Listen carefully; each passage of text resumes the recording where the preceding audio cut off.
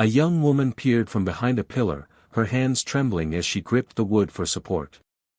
Her eyes were wide with shock. Chu Xiu actually killed someone, she whispered, her voice barely audible over the hammering of her own heart. Chu Xiu didn't look back. He stood over the fallen man, his posture indifferent, his shadow stretching long across the floorboards. The man in green gasped out his stuttering words, "Why you actually dare to." But the sentence remained unfinished. The heavy thud of a boot against the floorboards echoed through the ornate hall as Chu Xiu closed the distance. The man in green, once boastful, now scrambled backward, his face pale with a sudden, bone-deep realization of his own mortality. He was far too slow. With a blur of movement, Chu Xiu lunged forward. His expression remained cold and detached, eyes narrowed with a lethal focus that paralyzed his opponent. "With trash like you think you can come looking for trouble with me?" Chu Xiu's voice was like ice, cutting through the man's frantic gasps. "You really don't know your place." Chu Xiu looked down at the man, the sharp edge of his blade pressed firmly against the side of the other's neck. His gaze was cold and unwavering as he reminded the trembling side branch nobody of the hierarchy they both lived under. "Even if the Chu family looks down on me, I'm still the second young master of the Chu family," Chu Xiu stated, his voice devoid of warmth. "Where do you, a side branch nobody, get the confidence to mess with me?" He leaned in slightly, the threat clear in his eyes as he added that even if he killed the man right then, the family would likely only give him a light punishment. Terror finally took root in the man's mind as the reality of his situation set in. He realized Chu Xiu was right, as Chu Guangzong's own son, his status was far above his own. Hitting him was the equivalent of slapping the entire Chu family's face, and he cursed his own idiocy for forgetting that. Suddenly, the tension shifted. With a swift movement, Chu Xiu reversed his grip and thrust the handle of the weapon toward the man. "Take the knife," Chu Xiu commanded. The man blinked, completely caught off guard. "Huh?" he stammered, staring at the offered hilt. Chu Xiu's expression darkened, his patience wearing thin. "I said, take it. Take the knife." Trembling, the man reached out and grasped the weapon, nodding a frantic, "Why yes." He stood there, clutching the knife with both hands, looking more confused than ever. Chu Xiu towered over him, a mocking glint in his eyes. "Weren't you just trying to cause trouble for me?" he asked. "Now the knife is in your hand. I'll give you a chance to kill me." The man stood frozen, the knife shaking in his grip, surrounded by a chorus of silent, confused question marks from the onlookers who couldn't begin to guess what Chu Xiu was planning next. Chu Xiu's eyes remained cold, fixed on the trembling blade held against his own throat. He didn't flinch. Instead, he leaned into the steel, his voice a low, dangerous rasp. "I said, kill me." The man in green stammered, his confidence shattering as he realized Chu Xiu wasn't bluffing. Hands began to shake violently, the dagger rattling against Chu Xiu's skin. Under that suffocating gaze, the man's resolve broke completely. He threw himself backward, cowering on the floor. This lowly one wouldn't dare. I was wrong." Chu Xiu looked down at the pathetic figure with pure disdain. "I gave you a chance, but you're useless," he spat, his voice echoing through the ornate hall. "Even with a knife in your hand, you don't dare to kill. Who gave you the courage to come make trouble for me?" Without waiting for an answer, Chu Xiu delivered a sharp, dismissive backhand that sent the man reeling. "Take the body and get out of my sight." Nearby, a young woman watched from the shadows of a wooden banister, her hand pressed to her lips in disbelief. Is this really the same Chu Xiu as before, she wondered, her heart racing. The man standing in the center of the room possessed a terrifying authority that felt entirely new. As the man in green scrambled away, dragging his failed pride with him, his companions rushed to his side. "Seventh Master." They whispered, their faces pale as they hurried to exit the hall, leaving the transformed Chu Xiu behind in the silence of the flickering lanterns. The man in green fumed as he was forced to retreat, his face contorted with rage. "Screw your mother," he barked, shifting the blame for his cowardice onto his companion. It's all because of this stupid shit as to why such trouble came upon us. Promising, just you wait. Even with third young master backing you, I'll still make you suffer. As night fell over the estate, the moon hung high over the distant mountains. Inside a quiet room, Chu Xiu summoned a man named Gao Bei. The subordinate bowed deeply, his hands clasped in respect. Young master, may I ask why you called for me so late at night? Chu Xiu observed him with a calculating gaze, recalling what he knew of the man. Gao Bei had joined the Chu family as a teenager and had spent years performing obscure, menial tasks. Despite nearly 10 years of practice, his martial arts talent was mediocre, having only just reached the body tempering stage. However, Chu Xiu valued his honesty. Gao Bei, I was framed and sent down to the Nanshan mine, and you were dragged into it and assigned here with me, Chu Xiu began, his voice level. Do you have any complaints? Gao Bei didn't hesitate. Young master, I've never thought that way, he replied earnestly. Being able to serve as second young master's guard already makes me very happy. Chu Xiu pressed further, testing the man's resolve. He pointed out that despite 10 years of hard work, Gao Bei remained a mere servant earning only 2 taels of silver a month, while others who started with him had risen to become stewards or shopkeepers. Do you feel unwilling? He asked. Gao Bei looked down, his expression humble. I'm clumsy with words and dull by nature, he admitted. Being where I am today is already enough for me. The young master's gaze was cold, his voice carrying a weight that felt heavier than the ornate silken robes he wore. He looked down at the man before him, his words cutting through the air with a cynical edge. No, you're not satisfied, he began, his expression darkening. Even a mongrel, after being fed prime meat for a year, won't be willing to go back to leftovers over rice. If even a dog is like that, then there's no need to mention people. People never truly feel satisfied.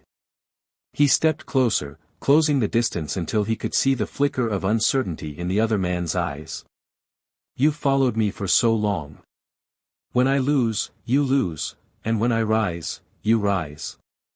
Do you understand? This lowly one understands. Gao Bei replied quickly, his voice tight with a mix of fear and desperation. No, you don't, the young master countered instantly, his tone dropping to a low, intense whisper. He spoke of the harsh reality they lived in, the world of those abandoned by the heavens. Silver, gold, high positions, and power, all of these are within reach, but only for those who are willing to risk their life to seize them. People like us can only fight with our lives if we want to climb up. He paused, letting the silence hang between them before offering a path forward. Before, you didn't even have the chance to risk your life. Now, I'm giving you one. He leaned in, the mission finally laid bare. Go to Mount Shangming outside Yunmao town and find the bandit leader there. Deliver a letter from me to him. When it's done, the reward is 100 taels of silver. And from then on, you, Gao Bei, will be one of my trusted men. Gao Bei stared at the young master, his mind racing. In the past, he would have refused such a dangerous gamble without a second thought. But today, the man standing before him felt different, commanding, dangerous, and possessed of a newfound clarity. It was as if he had become an entirely different person. I'll believe you and gamble once, Gao Bei thought, his jaw setting with determination. Otherwise, I'll never see any hope of turning my life around. Crude, he straightened his back, his voice ringing out with a newfound resolve. I'll do as young master says. The young master handed over the sealed envelope, his expression stern and unyielding. Good. Take this letter and set out immediately, he commanded, his voice echoing in the quiet room. Remember, there must not be the slightest mistake in this matter. Chitter Gao Bae bowed deeply, his hands cupped in respect as he accepted the task. Yes. He replied, his voice firm with commitment. As Gao Bei departed, a dark, predatory smile spread across the young master's face. His eyes glinted with a sharp, vengeful light. Since you dared to target me, don't blame this young master for being ruthless. The scene shifted to the bright, dappled sunlight of a mountain path. A carriage rolled steadily along the forest road, escorted by several armed guards in purple tunics who marched with practiced discipline. Inside the carriage, the atmosphere was far more relaxed. A beautiful woman dressed in elegant red and white robes sat across from the young master, who lounged back comfortably. She looked at him with a mix of curiosity and mild concern. "Young master, where is Gao Bei?" she asked. He didn't miss a beat, his tone casual and dismissive. "Gao Bei has gone back to Tongzhou Prefecture ahead of us to report the news. He's almost there." Shen, the woman, Yuer, let out a soft, mocking laugh, covering her mouth with a delicate hand. Her eyes narrowed, flashing with a hidden, cruel intent. "Almost," she thought privately. "Sweet boy, you'll never make it back in this lifetime." "Count," the young master leaned forward slightly, a playful yet sharp grin on his face as he caught her gaze. "Uar, do you think he'll run into any bandits?" The young woman's face paled as she looked at the young master of the Chu family. "Young master, don't say such unlucky things," she pleaded, her voice trembling slightly. "Besides, you're a young master of the Chu family, who would dare lay a hand on you?" Quoth the young master leaned back, his expression unreadable as he stared out toward the road ahead. "You never know," he replied coolly, "heaven changes without warning, and disaster strikes without notice. You can hide from natural disasters, but man-made calamity is hard to guard against." The woman forced a small, nervous laugh, trying to brush off his grim outlook. "Young master, you're joking again." Suddenly, a booming voice cut through the air, shattering the peace of the journey. "Stop right there." Quite the young master didn't look surprised. Instead, he pulled back the carriage curtain with a calm, almost knowing smirk. He glanced back at the startled woman. "See? The man-made calamity is here." Outside, the path was blocked by a group of rugged men. At their head stood a massive, scarred warrior leaning on a heavy broadsword. He looked up at the carriage with a predatory grin. "Hurry up and just get down here, now," he bellowed. Quan, the young master, stepped out of the carriage, his movements fluid and relaxed despite the blades pointed his way. He looked at the leader and spoke with a tone of polite negotiation. "Heroes, if you're here for money, I have a few thousand taels of silver, you can take it all." He gestured toward his belongings behind him. "As for anything else, we're not a trade caravan. We don't have much of value." Concise, the bandit leader's grin widened, revealing a jagged line of teeth. He wasn't moved by the offer of silver. "A few thousand taels is quite a bit," he sneered, his eyes locking onto the young master with lethal intent. "But your life is worth more than that." The leader leaned in closer, his voice dropping to a low, menacing growl. "Your life?" The young master maintained his composure, a sharp, knowing smile playing on his lips. "Lives can be bought with money," he countered smoothly. "Since someone paid to take my life, I can also pay to buy it back." He looked the bandit leader in the eye. "You know who I am. If you step aside now, in the future you can ask for as much silver as you want." Mold, the bandit leader, let out a mocking laugh, his hand resting on the hilt of his weapon. "They say the Chu family's second young master is a coward, but you've got some guts," he admitted, though his expression remained cold. "Too bad your big brother here values keeping his word. You'd better head on your way." Watching from the safety of the carriage, the young woman's fearful expression had vanished, replaced by a dark, triumphant smirk. Asking Leon Laoshan to do this was definitely the right move, she thought to herself, her eyes gleaming with malice. With him making a move, Chushu definitely won't survive today. Chushu's smile widened, turning into a chilling grin. "Since I can't buy mine," he whispered, his eyes narrowing, "I'll just have to buy yours instead." Before the bandit could react, Chushu lunged forward with explosive speed. The leader's eyes widened in shock. "You're looking for death," he roared, swinging his massive blade in a wide, horizontal arc. "Watch me chop you in half." Daflink, the heavy blade, whistled through the air, but Chushu was no longer there. He moved with a fluidity that defied the bandit's expectations, his body twisting and ducking beneath the lethal steel. I can't feel any inner power from the bandit leader moves," Kids realized. His brow furrowed in confusion as he adjusted his stance. Lian Laoshan's are all raw brute strength. He swung again, a powerful vertical strike. But Chu Shu parried the blow with his forearm, the impact ringing out like a hammer on an anvil. He'd that useless young master actually parried it, the bandit grunted, his shock turning into frustration. He unleashed a flurry of strikes, his blade a blur of silver. But Chu Shu continued to evade and block with uncanny precision. Kent from the sidelines, the other bandits laughed and jeered, watching the lopsided struggle.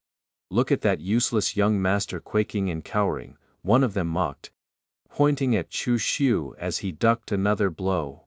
Lian Laoshan's aura really flustered him, said haha, trash will always be trash. Another added, their laughter echoing through the forest as they waited for the inevitable end. The red-haired man gritted his teeth, sweat beading on his brow as he watched his opponent move with frustrating ease. Damn, this brat is really hard, he muttered to himself, his ego bruising. He looks pathetic, but he keeps dodging every time. Darker thought crept in, fueled by desperation. If he couldn't take down someone he considered trash, what did that make him? His frustration finally boiled over into a roar. You little punk, you really piss me off. If you've got guts, stop dodging. He threw his head back and let out a primal, lung-bursting scream, "Wah!" Caught across from him, the young man in blue remained eerily calm. A thin, confident smile played on his lips as he watched the outburst. He's lost his cool, the youth thought clinically, this is my chance. Energy began to swirl around the young man, glowing with a vibrant green hue. He lunged forward, his movements no longer just defensive. In a flash of steel and speed, he closed the distance. The red-haired man barely had time to react before the blade found its mark, slicing across his chest and drawing a spray of crimson. A voice cried out from the sidelines as the red-haired man stumbled back, clutching his wound. His subordinates rushed toward him, panic clear in their voices. "Boss, are you okay?" The red-haired man leaned heavily on one of his men, his breath coming in ragged gasps as he stared at the youth in disbelief. The realization of how close he had come to the end chilled him to the bone. How is this possible, he thought, his bravado completely shattered. If I hadn't dodged in time, that slash just now would have taken my life. The young man in blue looked down at his blade, a trace of dissatisfaction crossing his features.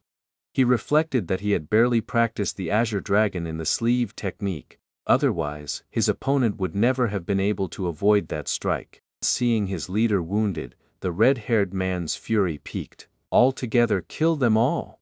He barked, his face contorted with rage. His men didn't hesitate, surging forward with a collective roar of "Kill! Go!" as they brandished their weapons and charged toward the fray. However, a new, authoritative voice cut through the chaos, bringing the charging bandits to a sudden halt. "You want to kill people, did you ask me first?" The bandits froze, their expressions shifting to shock and confusion as they looked toward the source of the interruption. Emerging from the shadows was an imposing figure silhouetted against the light, carrying a massive blade. The newcomer, identified as Bandit Ma Kuo, stepped into the clearing with a confident smirk. "I heard there was a big job going on here, looks like it's true," he remarked, his eyes gleaming with greed. He adjusted his grip on his weapon, adding with a chuckle, "Let me have a share of the pie too." He